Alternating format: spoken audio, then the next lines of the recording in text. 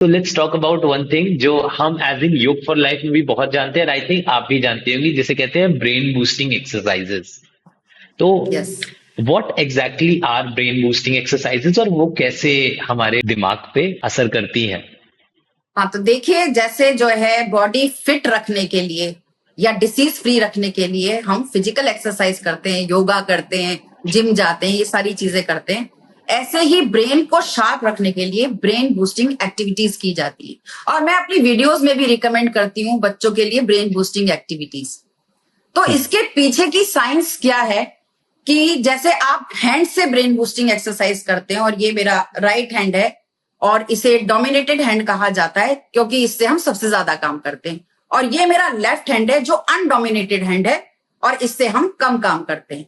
और जब हम दोनों हाथों से एक्सरसाइज करते हैं तो हमारा ब्रेन इन्वॉल्व होता है, और हमारे ब्रेन के जो न्यू न्यूरॉन्स हैं वो एक्टिवेट होते हैं, और इनमें कनेक्शन बनना शुरू हो जाता है। तो उससे हम्म। क्या होता है कि ब्रेन शार्प होता है, लर्निंग एबिलिटीज बढ़ जाती हैं, फोकस और हम्म। कंसंट्रेशन बढ़ जाता है, ब्रेन शार्प हो जाता है। और ये एक्सरसाइज छोटों को, बड़ों को, सबको ब्रेन बूस्टिंग एक्सरसाइज करनी चाहिए अपने ब्रेन को हेल्दी रखने के लिए। I understand. जैसे अगर मैं आपको बताऊं तो as I am a left hander, मेरा डोमिनेंट हैंड ओके। हमेशा लेफ्ट होता है। तो बचपन अच्छा। में व्हेन व्हेन बचपन में मुझे एक्सरसाइजेस कराई जाती थी, तो I used to find it very difficult because लोग मुझसे बोलते थे raise your right hand up, and मतलब it was very hard for me to control my right hand जितना लेफ्ट हैंड पे कमांड था। हाँ, जब आप दोनों हैंड्स जो है इन्वॉल्व करते हैं तो फिर आपका ब्रेन एक्टिवेट होना शुरू हो जाता है। एग्जैक्टली। तो मेरे साथ होता था कि when I used to, because the teacher who was telling us all these things, उसको तो ये नहीं पता था कि मेरा left, I am a left handed person. तो वो ही वहां से मुझे थोड़ी स्कोल्डिंग मिलती थी, मुझे डांट पड़ती थी कि प्रशांत थोड़ा सा ढीला है when it comes to he can not do basic things. Then I to put it up this way कि सर मेरा, I am a very left handed person, मेरा लेफ्ट साइड डोमिनेटेड है, डोमिनेंट है। देन सर्टेन हाँ। Changes when made and I was able to do it. Hmm. Yes. जी। तो जिसका dominated hand जो होगा और जो अनडोमिनेटेड हैंड होगा, जब वो दोनों वर्क करेंगे तभी आपका ब्रेन फंक्शन में आएगा। इट्स लाइक बैलेंसिंग करने के लिए होता है कि अगर एक भी बैलेंस। साइड अगर आपकी डोमिनेंट है और दूसरी साइड अगर आप एकदम ही इग्नोर कर दे, तो उसको एकदम इग्नोर नहीं करना है, उसको भी एक्टिव रहना है, so that even the left side और the right side of your brain is activated in brain some भी। वे और द अदर। हाँ। जी जी जी जी जी। अगर हम और कुछ बात करें तो विभा जी, आज का टाइम बहुत ज्यादा मॉडर्न एज है, बहुत फास्ट पेस जिंदगी लोग जीते हैं।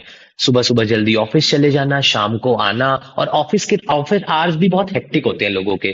तो बच्चों के साथ वो ज्यादा समय नहीं बिता पाते हैं। तो कुछ कुछ बेसिक मोरल्स होते हैं लाइफ के, जैसे काइंडनेस हो गया, पोलाइटनेस हो गया, शेयरिंग हो गया, ये सब चीजें बच्चों के लिए सीखना बहुत जरूरी होता है। तो आज के टाइम में तो जैसे मैंने बताया कि टाइम बहुत ज्यादा फास्ट पेस्ड है, मॉडर्न लाइफस्टाइल।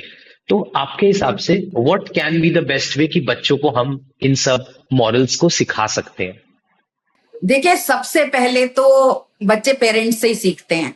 जिनके घर ओके। में पेरेंट्स ये सारी वैल्यूज प्रैक्टिस कर रहे हैं तो बच्चों में ये ऑटोमेटिकली ट्रांसफर होगा। अगर वो घर में काइंडनेस देख रहे हैं, शेयरिंग देख रहे हैं, केयरिंग देख रहे हैं, रिस्पेक्ट देख रहे हैं, तो ये सारी चीजें अपने आप उनके पास ट्रांसफर हो जाएंगी। वैसे आप बच्चों को स्टोरी बुक्स के थ्रू सिखा सकते हैं, और आजकल तो बहुत सुंदर सुंदर शॉर्ट फिल्म बनने लगी हैं, और बच्चे अपने फेवरेट कार्टून्स को जब ये सब मॉरल वैल्यूज जो है प्रैक्टिस करते हुए देखते हैं तो वो उन्हें फॉलो करना चाहते हैं। तो आप शॉर्ट फिल्म्स का, स्टोरी बुक्स का, इन सब की हेल्प ले सकते हैं। एनी, आप अगर कुछ सजेस्ट करना चाहें, any short film? Snack attack है, और ओके। बर्ड्स है, कई सारी हैं, मैंने अपनी वीडियोस में बहुत सारी रिकमेंड की हुई है। जी। तो आपका कहना है कि any type of short film, and जो बच्चों की किताबें आती थी, जी, स्टोरी बुक्स दैट इज। आती हैं, पंचतंत्र है, पंचतंत्र आती है, जी। और बहुत सारी मॉरल स्टोरीज पर बुक्स बनी हुई हैं, तो उनके थ्रू भी आप मॉरल वैल्यूज सिखा सकते हैं। हम्म।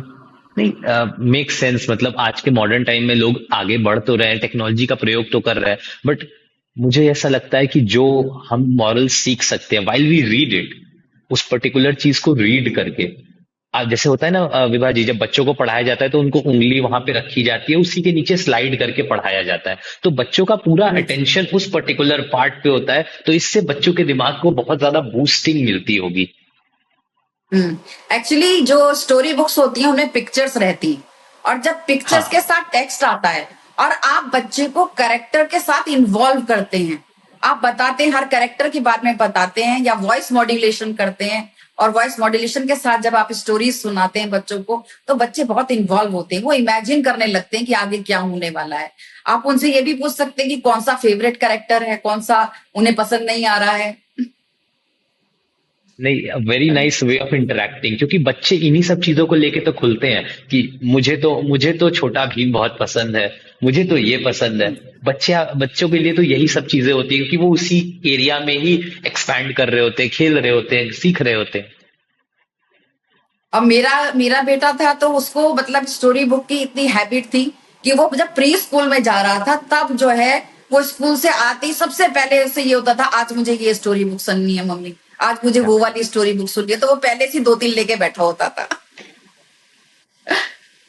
ये तो बहुत अच्छा है, मतलब वेरी नाइस टू सी कि आपने उस पर्टिकुलर चीज को जो आपने खुद पढ़ा समझा उसको अपनी लाइफ में इम्प्लीमेंट भी किया। दैट्स वंडरफुल विभा जी, सच बताऊं तो। हाँ, मेरी घर में एक लाइब्रेरी है पूरी बुक्स की, और वो भी मेरे बच्चों की लाइब्रेरी है, और 3 अच्छा। बच्चे हैं मेरे, तीनों बच्चों की अलग अलग पसंद की सारी बुक्स रखी हुई हैं।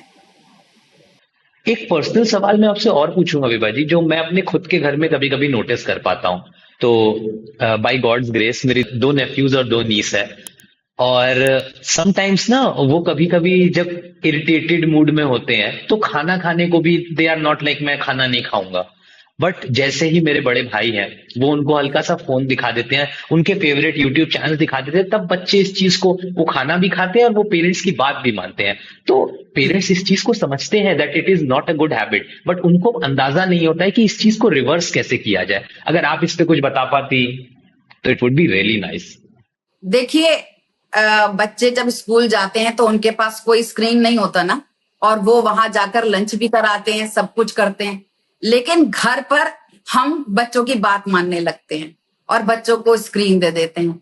तो ये कुछ आपको बाउंड्रीज और लिमिट सेट करनी पड़ेगी कि आप जब भी डिनर कर रहे हैं, लंच कर रहे हैं, तो आप स्क्रीन नहीं देखेंगे, और ये सबके लिए लागू होगा। फैमिली रूल बनेगा कि कोई भी पूरे घर में कोई भी नहीं देखेगा, तो बच्चे भी उसको फॉलो करेंगे और आपको फर्म रहना होगा।